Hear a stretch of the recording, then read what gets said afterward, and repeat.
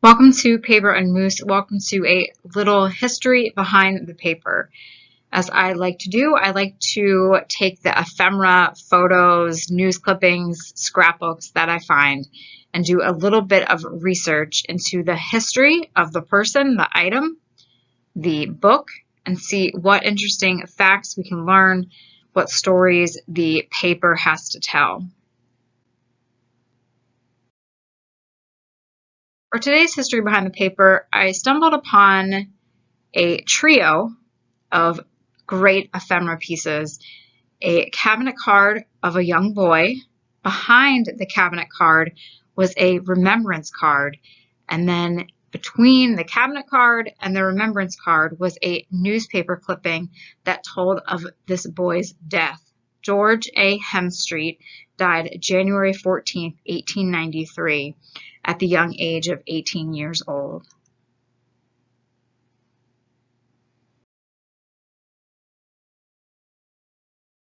So here's a better photo of the cabinet card, and then you can also see the In Loving Remembrance card on the right side with his information, an image of the Bible, doves, and a poem on the bottom.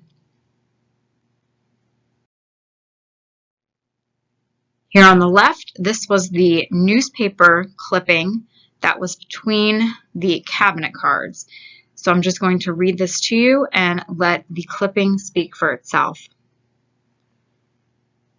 Last Friday morning, this community was saddened to hear of the terrible accident which befell George A. Hemstreet, an employee of the Battenkill Paper Company of this place. He was adjusting a belt when his coat became entangled on the shafting, winding him tightly around the shaft. His feet and one arm were terribly mangled, and when found it was thought he was dead, but on examination it was found he was not, but being wound so tight around the shaft he was fast strangling, and could not have lived more than 5 minutes longer. His clothing was cut off, which let him loose and allowed him to breathe easier. He was carried home, and doctors were summoned. One foot was amputated and the arm set. He rallied after the operation, but the shock was too severe for him, and after a terrible suffering he died Saturday afternoon. Sad as it seems that this friend should die in life's early morning, and that shadows and suffering should fall upon the heart, while vernal warmth and sunshine, with all of their promise of life and gladness, are around us, we know that from the tenderest bunch embrace, from the happiest earthly home, from the most desirable condition and prospects in this world, to depart and be with Christ is better. His funeral was largely attended Tuesday afternoon. The Good Templars, of which he was an honorable member, attended in body and performed their sad rites over the body of their brother. The floral tribute and the large attendance showed the regard and esteem in which he held.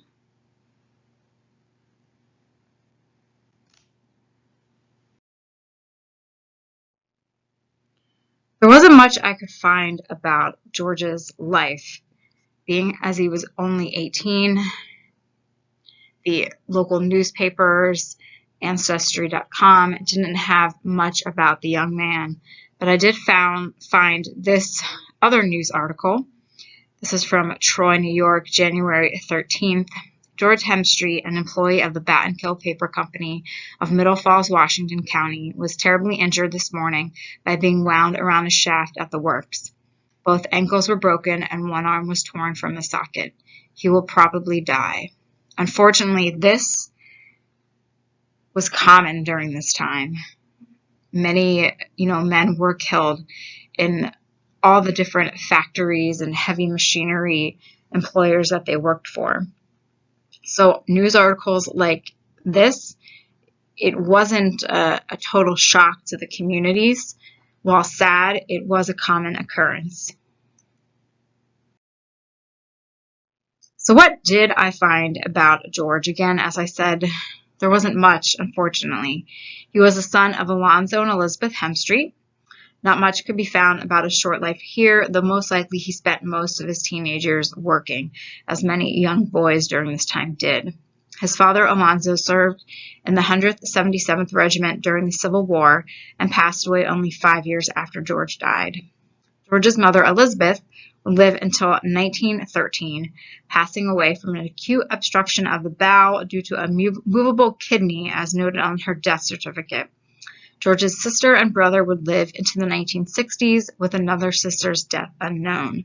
One thing that I did notice when researching this family was that oftentimes a P would be inserted between the M and the S in their last name. So you would get hits for Hemp Street instead of Hem Street. In the bottom, there is the obituary of his mother, and on the left is George's tombstone. So what of these remembrance cards? What value do they have? Historically, they have a lot of value because one can easily type in a name on the internet and use a variety of sources to learn more about this person.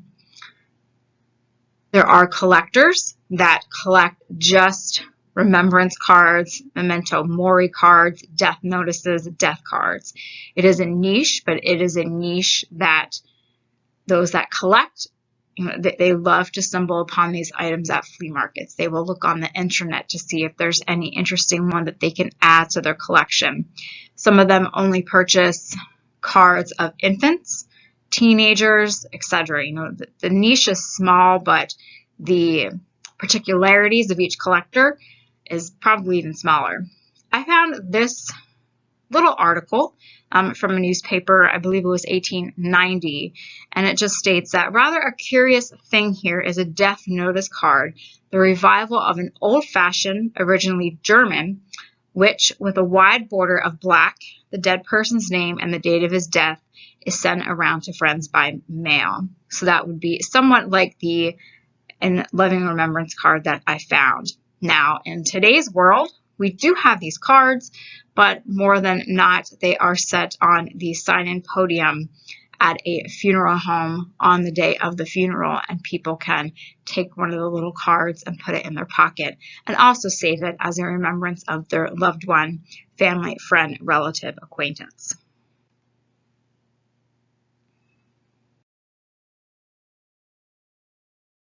So that is the story of George, a young life, 18 years old, but I was so thrilled when I found not only his photograph, but his remembrance card and the newspaper clipping that someone obviously cared so much about this young man that they put all three together so that they would remain together. I don't know whom they belonged to beforehand. I don't know how they got to the flea market that I found these at, but it was a nice surprise to come across this great piece of Memento Mori and be able to research it and bring George back to life, if only for this little video.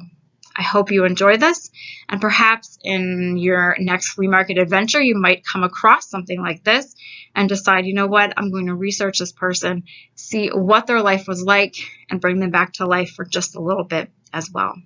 Thank you for watching. Hope you have a great day. I will see you all in the next episode.